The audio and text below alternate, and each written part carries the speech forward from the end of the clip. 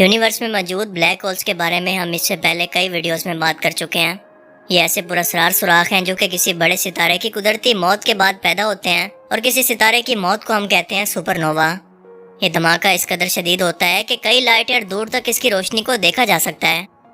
इस धमाके के बाद इस सितारे की शदीद तरीन ग्रेविटी स्पेस टाइम फैब्रिक के अंदर एक कर्व को पैदा करती है जिसे हम कहते हैं ब्लैक होल। इस ब्लैक होल के एक खास पॉइंट इवेंट होराइजन के अंदर जो चीज़ भी एक बार चली जाए, फिर चाहे वो कोई सितारा हो, कोई पत्थर, कोई इंसान या कोई रोशनी, वो फिर कभी भी वापस नहीं आ सकती। जिसका मतलब कि ब्लैक होल के बाहर क्या चल रहा है वो तो हमें किसी हद तक पता है, मगर इसके अंदर क्या कुछ है हमें इसका कोई अंदाज़ा नहीं कि इसके अंदर या फिर इसके पार क्या कुछ मौजूद है।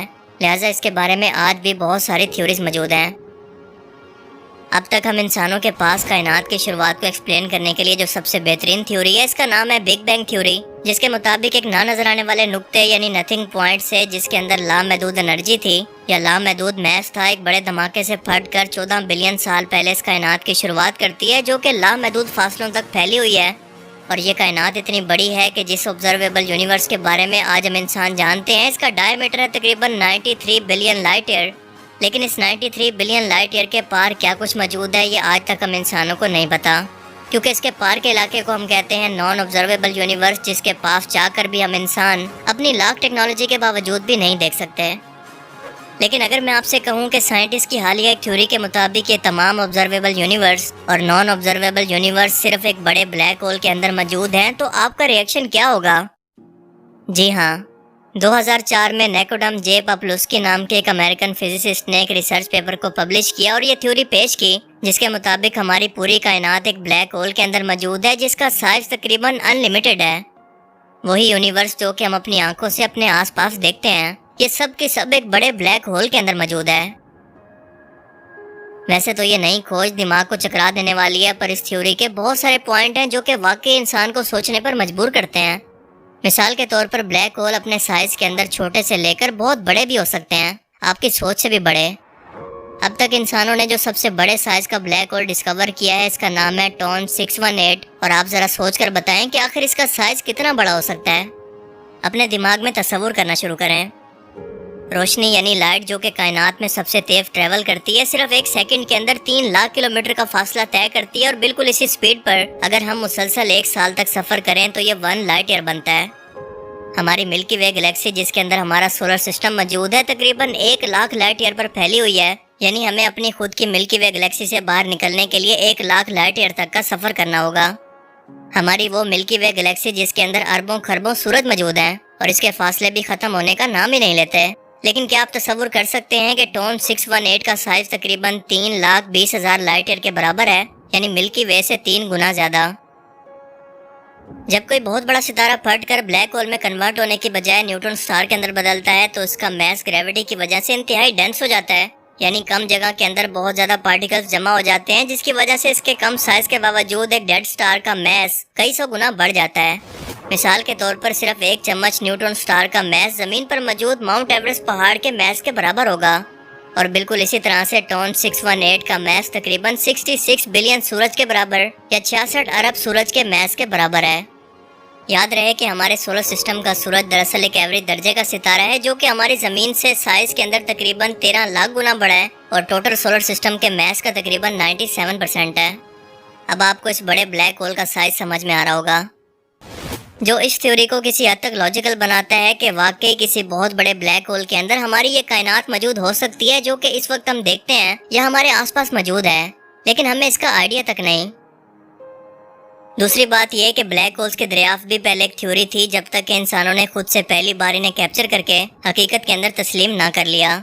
सो फिलहाल ये थ्योरी या इमेजिनेशन आपको पागलपन लग सकता है, मगर मुस्तकबिल में इसके मजीद ठोस सबूत इस बात को साबित कर सकते हैं। इन ब्लैक होल्स के अंदर एक पॉइंट ऑफ सिंगुलैरिटी जैसा नुक्ता होता है, जिसका वॉल्यूम ऑलमोस्ट 0 होता है, मगर इसकी डेंसिटी अनलिमिटेड। जो चीज़ भी इस ब्लैक होल के अंदर जाती है वो इसी सिंगुलैरिटी का हिस्सा बन जाती है। यह बिल्कुल उसी सिंगुलैरिटी या नुक्ते को बयान करती है जिससे हमारी कायनात की शुरुआत हुई, और यही सिंगुलैरिटी या नुक्ता इन ब्लैक होल्स के अंदर भी मौजूद है। 1960 में स्टीफन हॉकिंग ने बिल्कुल यही कहा था कि आज जो पूरी कायनात हम मुसलसल फैलती हुई देख रहे हैं, अगर इसे हम रिवर्स के अंदर इमेजिन करें तो ये साबित हो जाएगा कि ये सब कुछ एक नुक्ते के अंदर किसी टाइम के अंदर मौजूद था, जहाँ से फटकर इसकी शुरुआत हुई यानी ये सब कुछ एक सिंगुलैरिटी के अंदर या एक नुक्ते के अंदर बंद था। यकीन नहीं होता ना? अब जरा एक ब्लैक होल और बिग बैंग थ्योरी का मॉडल देखें और फैसला करें कि क्या ये दोनों मॉडल बिल्कुल एक जैसे नहीं लगते। बस इन दोनों के अंदर सिर्फ एक चीज का फर्क है, वो ये कि ब्लैक होल क्योंकि चीजों को अपनी तरफ खींच रहा है, तो इसके उलट बिग बैंग के बाद से चीजें एक धक्के से यानी पुश की वजह से फैल रही हैं।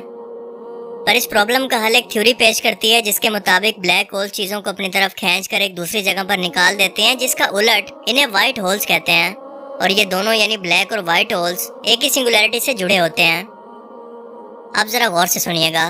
साइंटिस्ट का मानना है कि हमारी कायनात की शुरुआत भी बिल्कुल ऐसे ही हुई।